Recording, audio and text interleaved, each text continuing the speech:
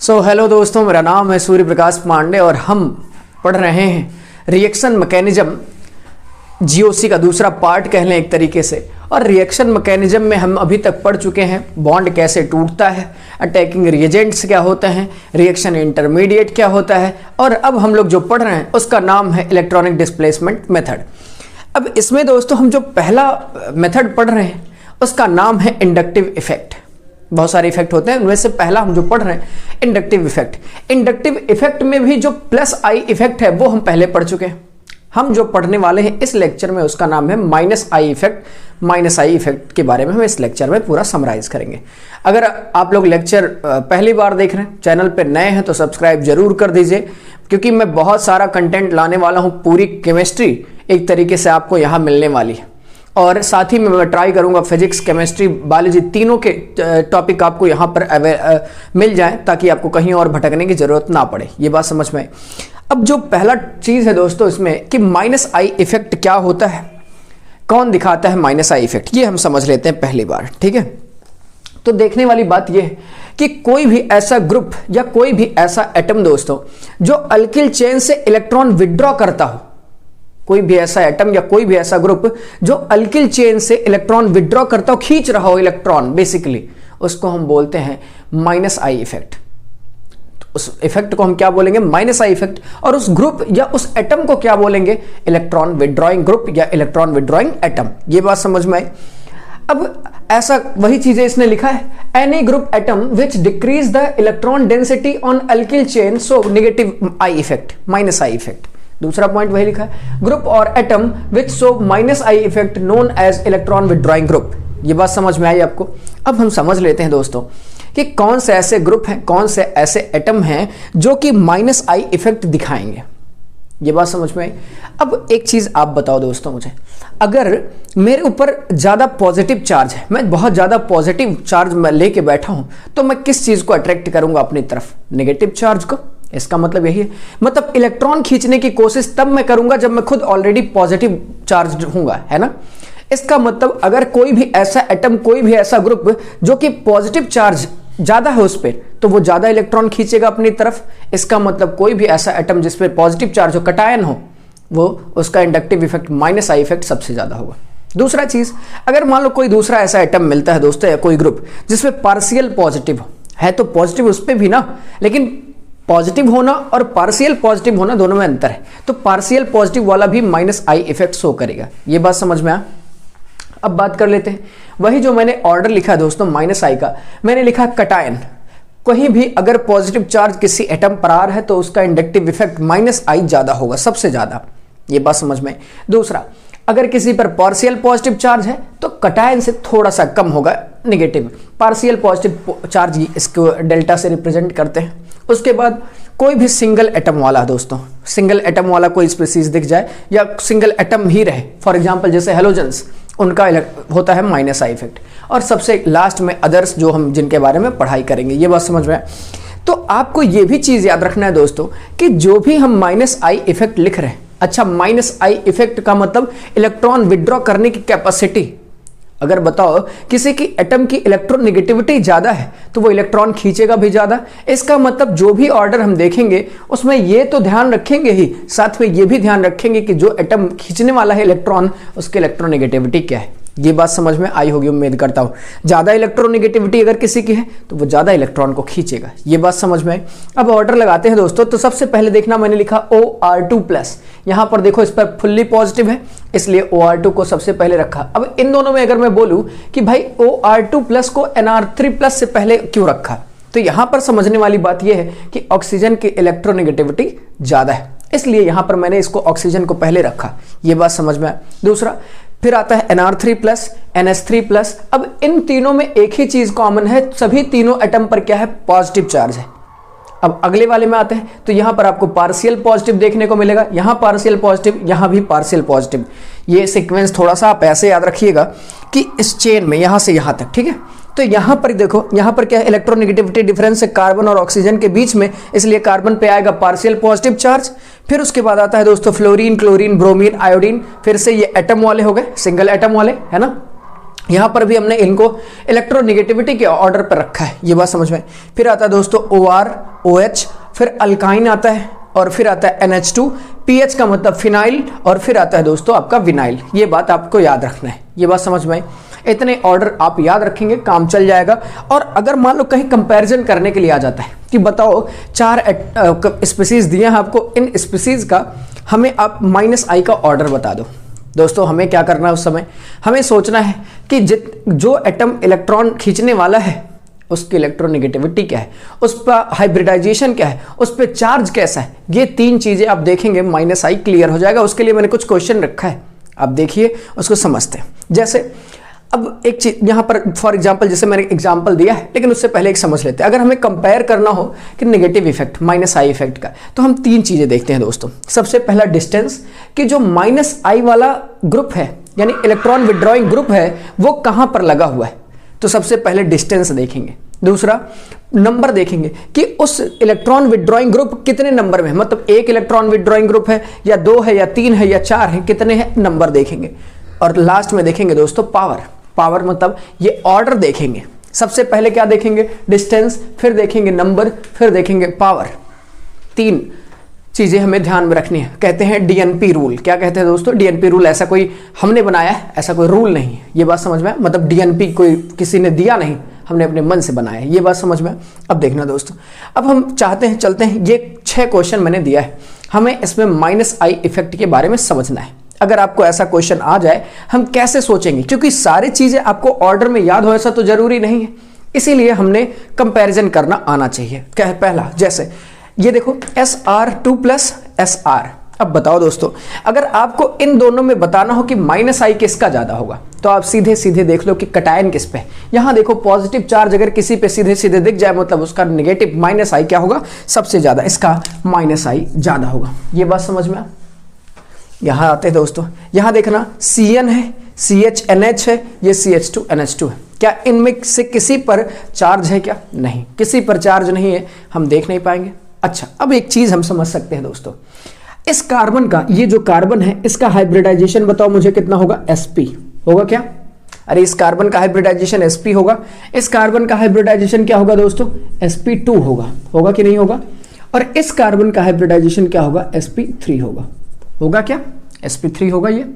अब मुझे एक बात बताओ दोस्तों, sp की अगर कोई कार्बन sp हाइब्रिडाइज्ड है तो उसकी इलेक्ट्रोनेगेटिविटी 3 के बराबर होती है। अगर कोई कार्बन sp2 के हाइब्रिडाइज्ड है तो उसकी इलेक्ट्रोनेगेटिविटी 2.75 के बराबर होती है। अगर कोई कार्बन sp3 हाइब्रिडाइज्ड है तो उसकी इलेक्ट्रोनेगेटिविटी 2.50 के बराबर है। अरे है कि नहीं। अब बताओ, इसकी इलेक्ट्रोनेगेटिविटी सबसे ज्यादा, फिर इसकी और सबसे कम इसकी। अगर इलेक्ट्रॉन नेगेटिविटी ज्यादा तो इलेक्ट्रॉन विड्रॉइंग कैपेसिटी ज्यादा कि नहीं ज्यादा, इसीलिए ऑर्डर क्या हुआ दोस्तों, सबसे ज्यादा -I इसका, फिर इसका। ये ऑर्डर जो भी हम लगा रहे हैं -I का लगा रहे हैं, ये बात समझ में। आगे देखते हैं दोस्तों एग्जांपल अगला। यहां पर भी आप देख सकते हो, इस कार्बन का सब पे देखोगे पॉजिटिव चार्ज है, सब पे पॉजिटिव चार्ज है भाई, तो हम फिर से पॉजिटिव चार्ज से तो कर नहीं सकते। अब हमें क्या सोचना पड़ेगा, हाइब्रिडाइजेशन। इस कार्बन का हाइब्रिडाइजेशन क्या है दोस्तों, sp। इस कार्बन का हाइब्रिडाइजेशन दोस्तों sp2 और इस कार्बन का हाइब्रिडाइजेशन कितना है, sp3। अरे है कि नहीं, यही कार्बन जल के जुड़ेगा ना। अब बताओ, फिर से वही ऑर्डर लग जाएगा, इसकी इलेक्ट्रोनेगेटिविटी कार्बन की सबसे ज्यादा, फिर इससे कम इसकी, सबसे कम इसकी। ये बात समझ में आया। -I उसी का ज्यादा जिसका इलेक्ट्रोनेगेटिविटी ज्यादा, ये बात समझ में आई। अगला यहां देखो, यहां अगर मैं बात करता हूं दोस्तों, कार्बन ऑक्सीजन के बीच में पार्शियल चार्ज है, यहां पर पार्शियल नेगेटिव इस पे, पार्शियल पॉजिटिव इस पे। यहां बताओ, यहां देखना, इस पे अगर मैं बोलूं कार्बन का हाइब्रिडाइजेशन ले लो, एक काम करो हाइब्रिडाइजेशन ले लो। इस कार्बन का हाइब्रिडाइजेशन क्या होगा, 1 2 3 sp2 होगा, और इस कार्बन का हाइब्रिडाइजेशन क्या होगा, sp3। ले लिया। इस कार्बन का हाइब्रिडाइजेशन sp2, इस कार्बन का हाइब्रिडाइजेशन sp3। मुझे बताओ दोस्तों, किसका -I ज्यादा होगा, तो हम कहेंगे अल्डिहाइड का ज्यादा होगा। अल्डिहाइड का -I ज्यादा एज कंपैरिजन टू ईथर। ये बात समझ में आई कि नहीं है, बोलो भाई। आगे चलते हैं दोस्तों, 2 और एग्जाम्पल, ये मेन एग्जाम्पल आपको समझना है।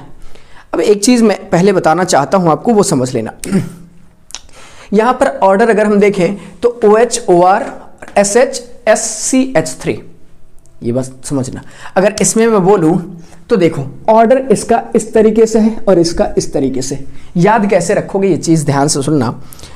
अगर दोस्तों सेकंड पीरियड के एलिमेंट के साथ, अगर सेकंड पीरियड के एलिमेंट के साथ कोई भी अल्किल ग्रुप जुड़ जाता है तो उसका -i बढ़ जाता है।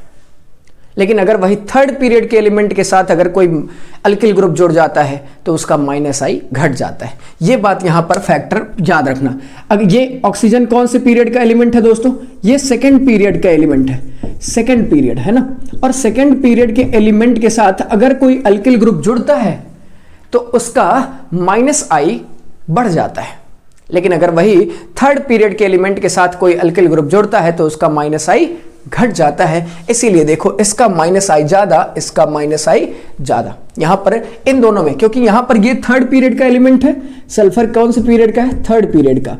तो थर्ड पीरियड के एलिमेंट के साथ अगर अल्किल ग्रुप जुड़ गया तो उसका -i क्या होगा? घट जाएगा। लेकिन अगर वही सेकंड पीरियड के एलिमेंट के साथ कोई अल्किल ग्रुप जुड़ता है तो उसका -i बढ़ जाता है। ये बात आपको याद रखना पड़ेगा, नोट करके लिख लीजिएगा। जब भी किसी सेकंड पीरियड के एलिमेंट के साथ कोई अल्किल ग्रुप जुड़ता है तो उसका -i बढ़ जाता है। लेकिन अगर वही थर्ड पीरियड के एलिमेंट के साथ जुड़ता है तो उसका उसका -i क्या हो जाता है? घट जाता है। और ये ऑर्डर आपको देखने को मिल जाएगा। ये बात समझ में आई? अब चलते हैं दोस्तों आगे। कुछ और फैक्टर हैं जिनके बारे में समझ लेते हैं इंडक्टिव इफेक्ट में। बेसिकली इंडक्टिव इफेक्ट का जो एग्जाम्पल है इसको हम आगे करेंगे, लेकिन कुछ पॉइंट और हैं जो आपको याद रखने हैं एज इट इज, मैं उसको बता देता हूं। आइए देख लेते हैं। अब दोस्तों समझ लेते हैं कुछ की प्रॉपर्टी, मतलब मैंने -i +i समझा दिया।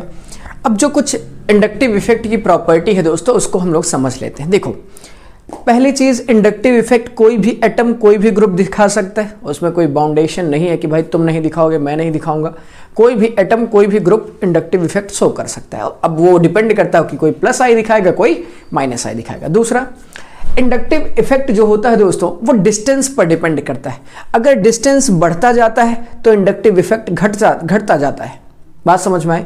यानी कि inductive effect inversely proportional to distance. अगर डिस्टेंस आप बढ़ाएंगे तो इंडक्टिव इफेक्ट क्या हो जाएगा? घट जाएगा। एग्जाम्पल में हम समझेंगे आगे।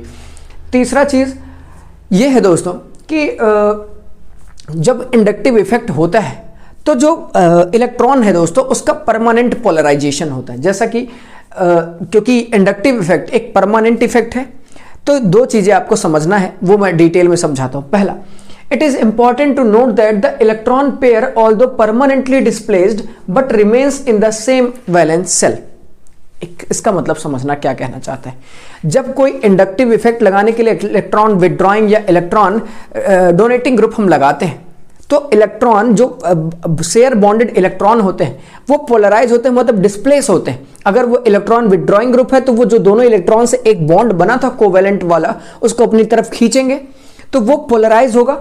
अच्छा, अब यही चीज समझना, अब इतना भी उस इलेक्ट्रॉन को नहीं खींच लेंगे कि वो वैलेंस सेल ही छोड़ के चला जाए, मतलब वो इलेक्ट्रॉन बॉन्ड में ही रहेगा। ऐसा नहीं है कि बॉन्ड तोड़ करके कहीं और चला जाएगा।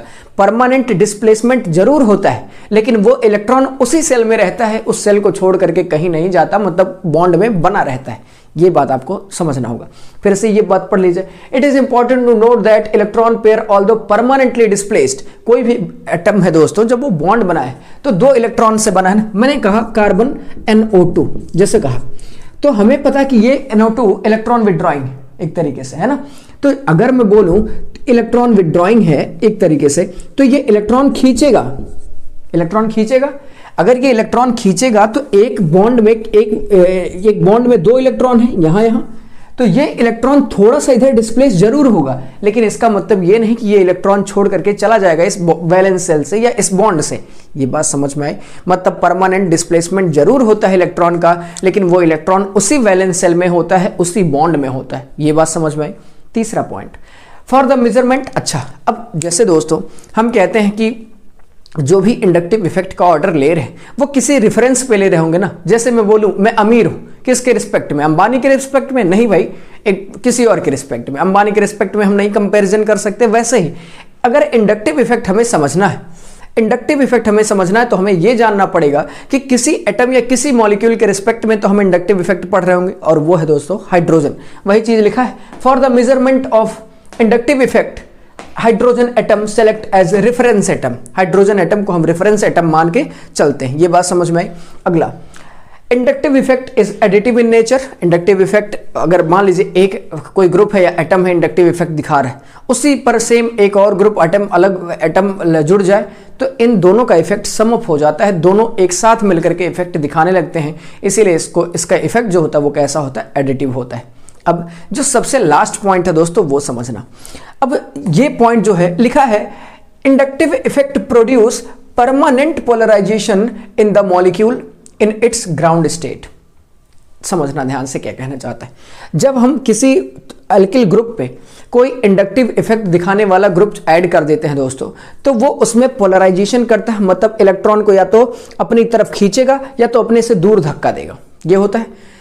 और ये सब होता है उसके ग्राउंड स्टेट में, मतलब एक्साइटेड स्टेट में नहीं, ग्राउंड स्टेट में ये सब चल रहा होता है। क्योंकि ये इसका इफेक्ट पोलराइजेशन परमानेंट वाला है, इसका इन्फ्लुएंस होता है बहुत सारे फिजिकल प्रॉपर्टी पे। फिर से पढ़ता हूं, ध्यान से सुनना। Inductive effect produce permanent polarization in the molecule in its ground state, so it has influence on various physical state of molecule such as boiling point, solubility, dipole movement. ऐसा समझना, क्योंकि इंडक्टिव इफेक्ट लगने से वो जो molecule है उसमें permanent polarisation आ गया उसके ग्राउंड स्टेट में। ऐसा समझना कि जो भी मॉलिक्यूल है, जो भी बॉन्ड बना हुआ है, उसमें इंडक्टिव इफेक्ट लगा तो इलेक्ट्रॉन या तो खिंच गया, एक तरफ चला गया, या तो फिर दूसरी तरफ चला गया। तो उसकी वजह से उसके फिजिकल प्रॉपर्टी में भी चेंज आता है, और वो फिजिकल प्रॉपर्टी हो जाता है बॉइलिंग पॉइंट, और दूसरा हो सकता है सॉल्युबिलिटी, तीसरा डाइपोल मोमेंट। इन तीनों की बात एनसीईआरटी ने की है और ये तीनों हम समझ लेते हैं। ये बात समझ में आए तो फिर से इंडक्टिव इफेक्ट की 6 प्रॉपर्टी आपको याद रखना है। इंडक्टिव इफेक्ट एडिटिव नेचर का होता है। इंडक्टिव इफेक्ट डिस्टेंस अगर बढ़ाएंगे तो घटता है। इंडक्टिव इफेक्ट जो होता है वो उसको किसके रेफरेंस पे हम मान के चलते हैं, हाइड्रोजन एटम के रेफरेंस मान के चलते हैं। तीसरा पॉइंट है, अगर परमानेंट पोलराइजेशन, परमानेंट डिस्प्लेसमेंट होता है इलेक्ट्रॉन का, लेकिन वो बॉन्ड को छोड़ करके नहीं चला जाता, मतलब वैलेंस सेल को छोड़ करके नहीं चला जाता। तीसरा लास्ट पॉइंट, छठवां पॉइंट ये है कि क्योंकि परमानेंट पोलराइजेशन हो रहा होता है मॉलिक्यूल में, इसलिए उसके फिजिकल प्रॉपर्टी में भी चेंज आता है। फॉर एग्जांपल जैसे बॉइलिंग पॉइंट, फॉर एग्जांपल जैसे सॉल्युबिलिटी, फॉर एग्जांपल जैसे dipole moment. Thank you for watching. अगला लेक्चर जो हम लोग लाएंगे वो रेजोनेंस पर होगा, या फिर पूरा रेजोनेंस का ही जो टॉपिक है उसको हम कवर करेंगे, और वो एक या मैक्सिमम 2 लेक्चर में कंप्लीट होगा। अगर आप चैनल पर नए हैं तो आपसे विनम्र निवेदन है, सब्सक्राइब जरूर कर दीजिए, ताकि मुझे और भी मोटिवेशन मिले नए नए वीडियो बनाने के लिए, नए नए टॉपिक को बनाने के लिए, नया नया तरीका ढूंढ सकूं मैं आपको बेस्ट वर्जन में केमिस्ट्री समझाने के लिए। Thank you for watching. बने रहिएगा अगले लेक्चर तक।